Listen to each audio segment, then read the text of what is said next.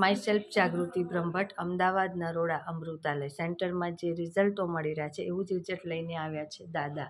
એમને શું તકલીફ હતી, કેટલા સમયની તકલીફ અને શું રિઝલ્ટ મળ્યું છે આપણે દાદાના શબ્દોમાં સાંભળીશું. દાદા, આપ ક્યાંથી આવો છો હંસપુરામાં?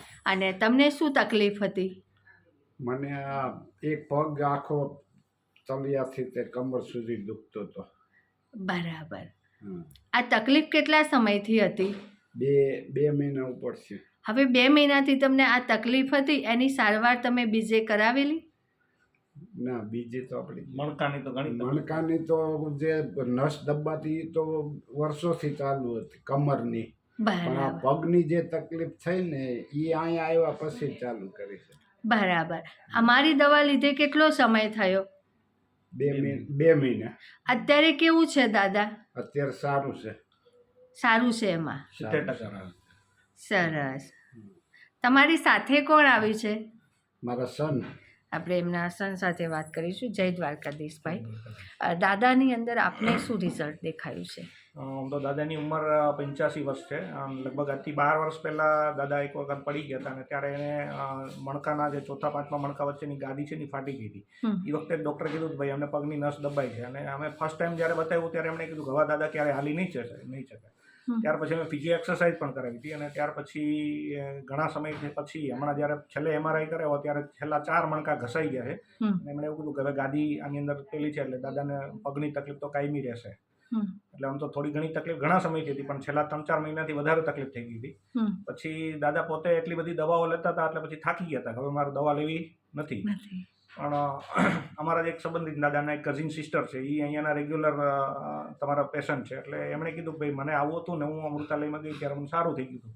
પછી અમે અહીંયા નજીક હંસપુરામાં જ રહીએ છીએ એટલે પછી દાદાને લઈને અહીંયા આવ્યો. પહેલી વખત તો દાદા એમ કહેવાય ને કે જ્યારે કાયદેસર રડતા ઘરે, પછી અહીંયા લઈને આવ્યો અને પહેલી વખત અમને 10-15% રાહત મળી, બીજી વખતમાં 30-35% જેવું રાહત મળી અને અત્યારે લગભગ 60-70% જેટલી દાદાને રાહત થઈ ગઈ છે. અને કદાચ દાદા પોતે એલોપેથિક દવાથી એટલા થાકી ગયા હતા કે હવે મારે દવા લેવી જ નથી, પણ છેલ્લા 2 મહિનાથી તમારી રેગ્યુલર દવા લે છે અને 60-70% જેટલી રાહત થઈ ગઈ છે.